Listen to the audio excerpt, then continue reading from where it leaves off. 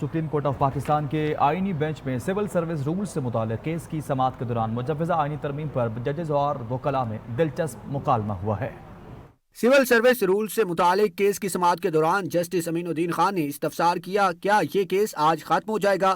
وکیل فیصل صدیقی نے کہا کہ میرے خیال سے آج شاید کیس ختم نہ ہو پائے۔ وکیل فیصل صدیقی نے نام لیے بغیر 27ویں آئینی ترمیم کا تذکرہ کرتے ہوئے کہا کہ میری درخواست ہے کہ آج کیس کا فیصلہ کیا جائے، کیونکہ میں وفاقی شرعی عدالت کی بلڈنگ میں کیس پر دلائل دینا نہیں چاہتا۔ بلڈنگ ہی لے لینی تھی تو وفاقی شرعی عدالت کی کیوں؟